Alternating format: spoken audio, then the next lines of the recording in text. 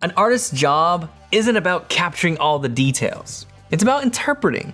We summarize and distill and communicate with our viewers. And strong compositions get the message across clearly. Composition is a huge topic. Large, medium, small shapes. Balance versus tension. Static versus dynamic. Contrast, harmony, flow, patterns, focal points. Some of the best ways to get good at it though is looking at nature, studying masters, and going through the motions of thinking about composition in your own drawings. Let's learn some of the things we should be thinking about when we think about composing values in our drawings. Value range. It's quite common for drawings and paintings to have a full range of values, or really close to it. This means that somewhere in the picture, you'll find a white and black.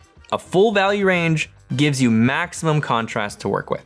But you don't have to use every value. You can use a limited value range. This painting uses just the dark half of the scale. This one, just the light half. And of course, you can also just use the middle values. That's actually a great strategy if you're painting and you want it to be as colorful as possible.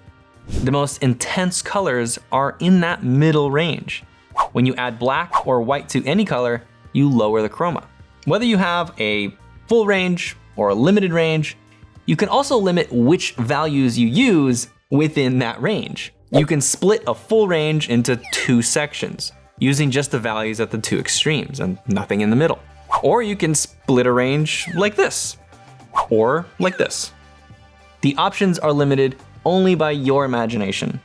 You are the artist, and you can use these tools how you want. Your decisions can have a big impact on the mood and overall feel of your picture.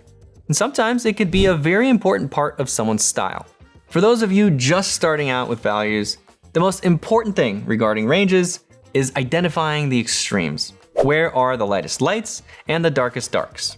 Where are they on the value scale and where are they in your picture? Once you know that range and where they are in your picture, they become very useful reference points. You can judge other values based on these extremes. As you experiment with values and improve the composition of your own art, it's important to work on a strong foundation. And that's where my Drawing Basics course comes in. We've already covered lines, shapes, and perspective, and we're finishing out the course by learning how to shade with values and edges. Come take a look at proko.com/drawing. Now let's talk about value keys.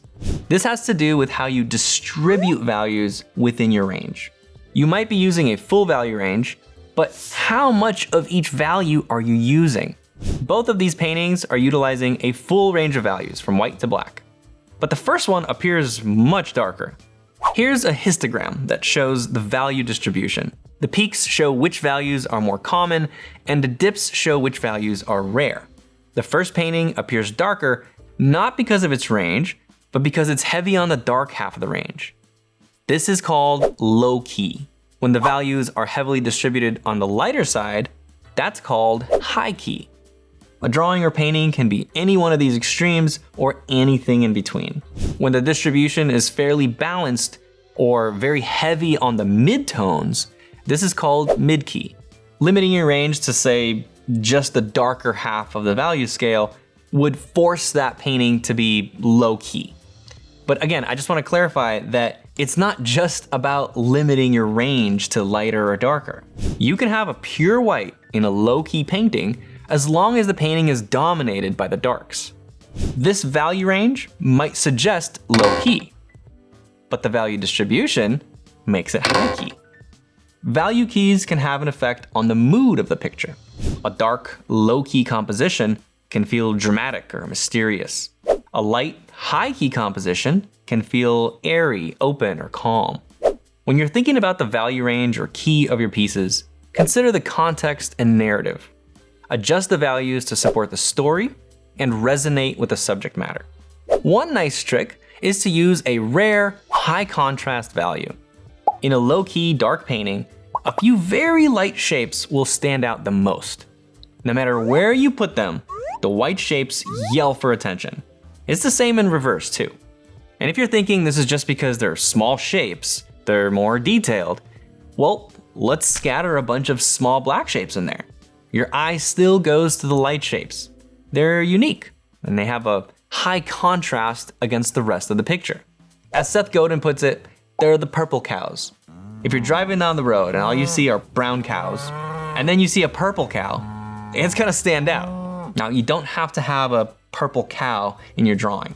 This isn't the only way to bring focus to an area.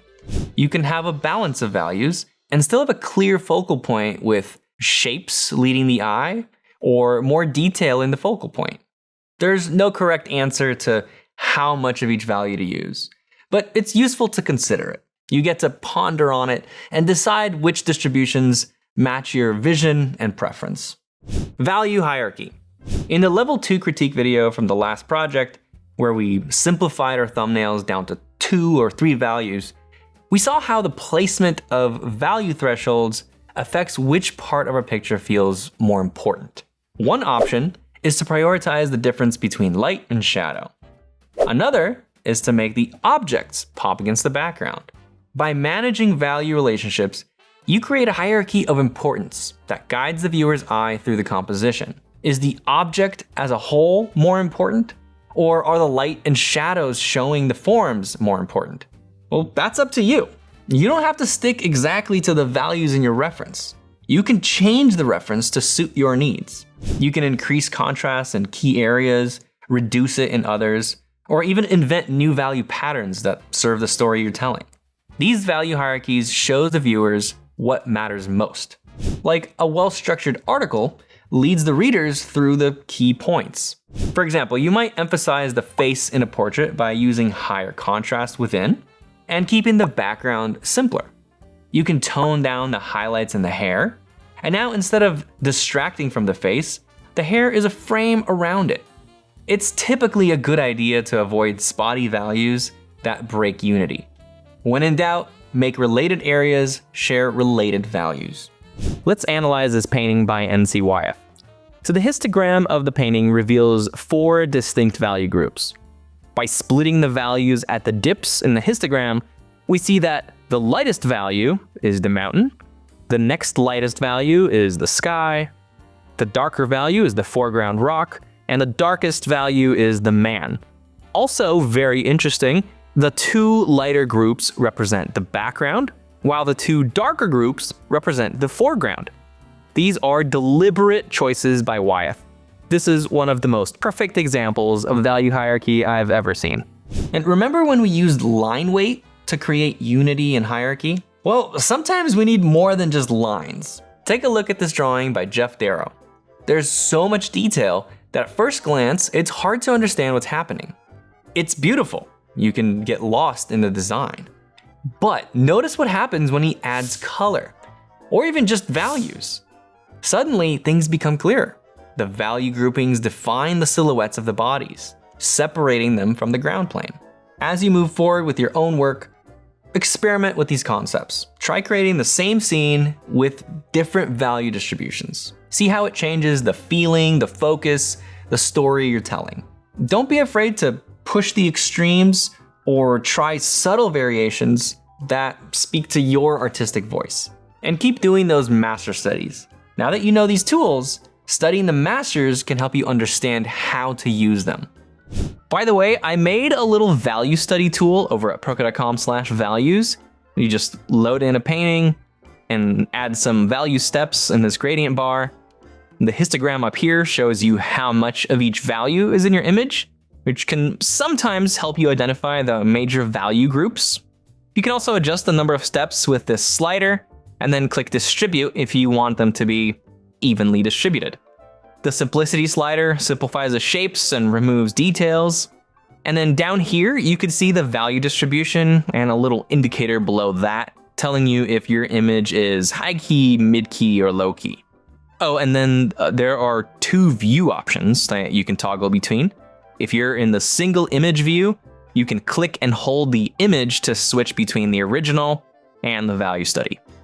All right, go check it out. I hope you find it useful.